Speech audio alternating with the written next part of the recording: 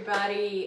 Welcome to this week's installment of Puppy Day School without puppies, because Thursday was crazy and rainy and a lot of you decided to take off.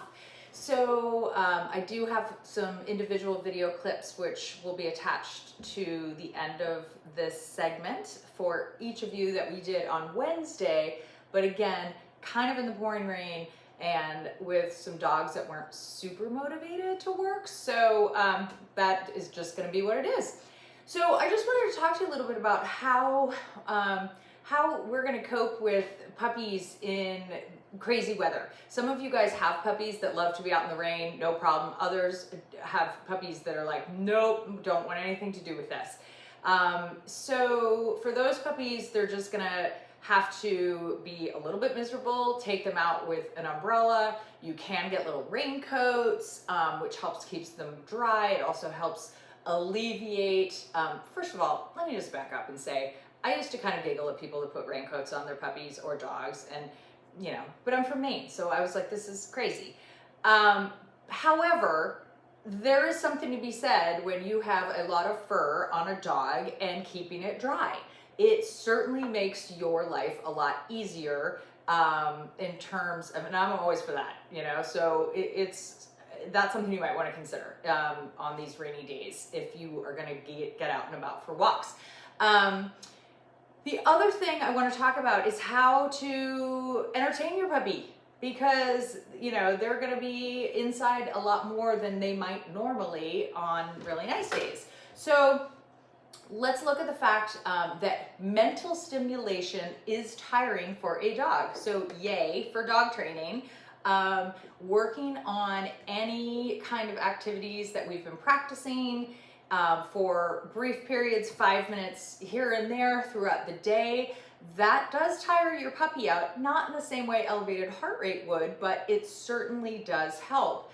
And I think it's also important to mention that there are a lot of game type toys out there for puppies these days.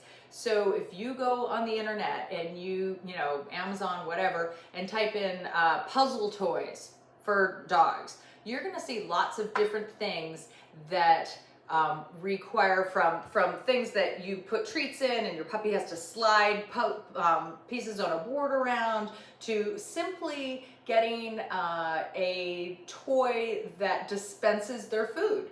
So how about taking mealtime that might normally take 3 or 4 minutes for your puppy to gobble down and putting it in some kind of receptacle that they have to roll around or tug on a string and little pieces of kibble fall out. I'm a huge fan of anything that, again, uses brain cells and takes up time. That mental stimulation is awesome. So look around for things like that. Simply doing things like hiding toys around your house, that places where the puppy's allowed to go, maybe with a couple pieces of treats underneath it, so they're encouraged to go investigate and look for things. You know, put a little throw pillow over a couple treats so your puppy has to nose around to find it. Those are really great things. And in addition to that, what I would love for you to set as a goal for the next couple weeks is go on YouTube. Look up training dog tricks. I want you to pick one trick that you teach your puppy. It's a really fun way to work with your puppy that seems, it's hard, let's be honest. I mean, it's hard to do, you know, continue to do repetitions of down and things like that. But it's fun to teach high five. It's really fun to teach. There's one trick that's called I'm so ashamed, and it teaches your puppy to put their little nose and head under like a pillow or a blanket. Like, oh, I'm so sad. If you have a puppy that loves to stretch in the morning, that's called take a bow. And we can put that on cue and reward for it. It's very similar to teaching it down. There's lots of fun little tricks that are not difficult, but again, engage you with your dog in a different way. So I challenge you to do that, to go find, again, there's so many good trainers that have clips on YouTube about how to teach different things to puppies. So one of them that I love is called Kiko, K-I-K-O, Pup, Kiko Pup. Look her up. She's insane. And she has so many video clips and teaches lots of different things. So she might be a good one to look up. So let's focus this week on, continuing with all your foundation games, continuing with stuff where we can, given the weather. Let's find a trick that you're going to introduce to your puppy, and let's introduce some mental stimulation games so you have that in your back pocket as well. Have a great rest of your weekend, and I'll see you guys next week. All right, so we've got some rainy day training. So we're outside, but we're kind of an little undercover. So I know you can't see me, but you can hear me. All right, so we're gonna start off with some easy warm-ups. Touch, touch, yes. Oh my gosh, so good. No teeth. Touch, touch, good. Okay, then we're gonna warm up with some downs with the lure. Down.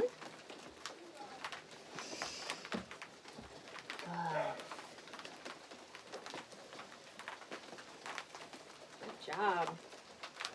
Okay, sit. Very nice. Okay, so we're always going to say, we use kind of a mantra, say it, show it, pay it. So we're going to say what we want, down, and pause, and then we're going to show it, and then pay it is when they get their treat, and then release. Okay, good job. All right, so we're going to do that a bunch of times before we try to move away from the lure, because I want a little bit faster response to that cue. Down. Show it.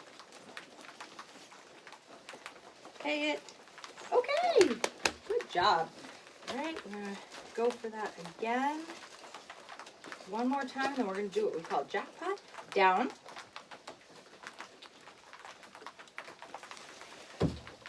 There, good, down. Okay, we're never going to repeat the cue before the dog does the behavior, but we can tell them, good, down, good job. Very nice. Touch. Good.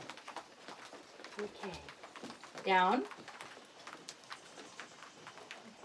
Try to remove that lure now. Down.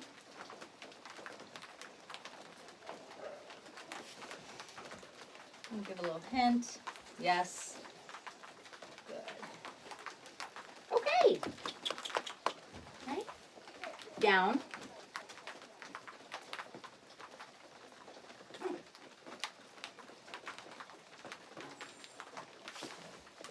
Down.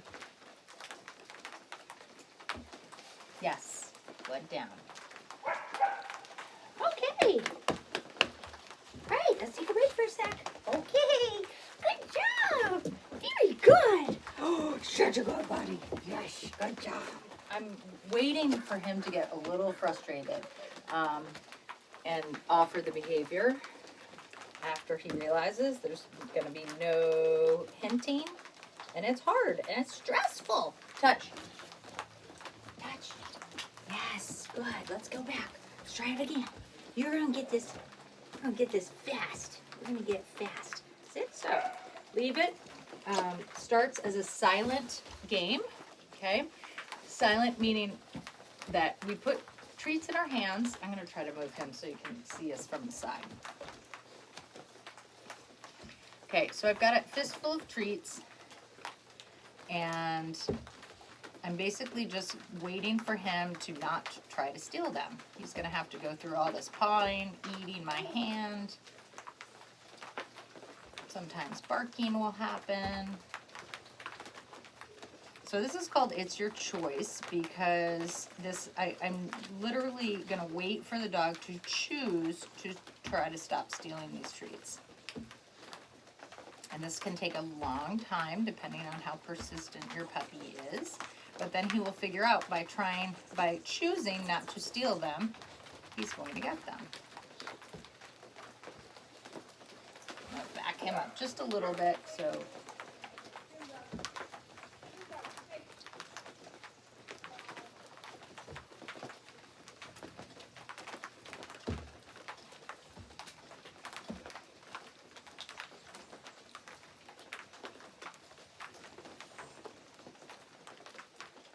So I want to have a totally open fist in front of the puppy and have them not trying to steal the treats. Take it.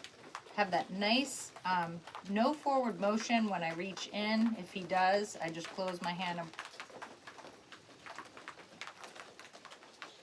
Okay, be cognizant of not pulling your fist away from the puppy.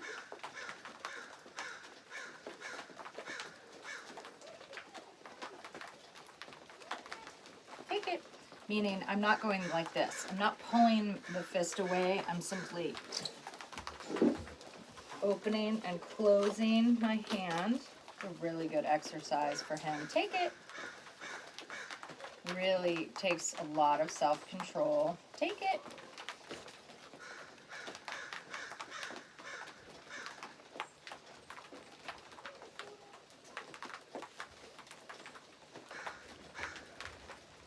Okay, again, I want no forward motion towards my hand when I open up or reach in.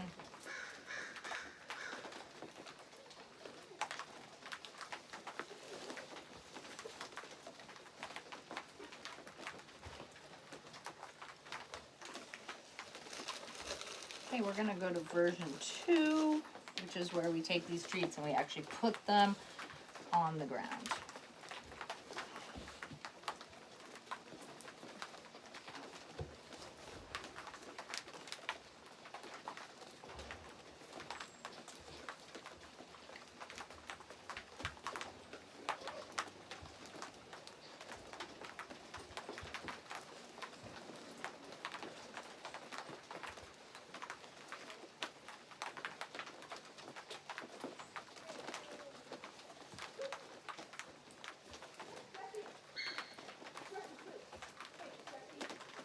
Take it.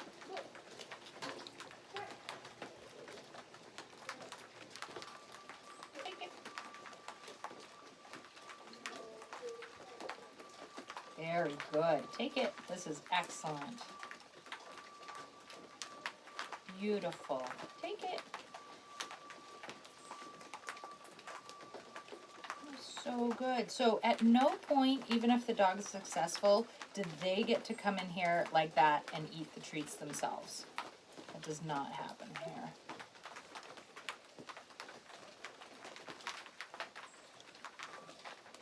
Take it. Very good. That was so good. I'm so proud of you.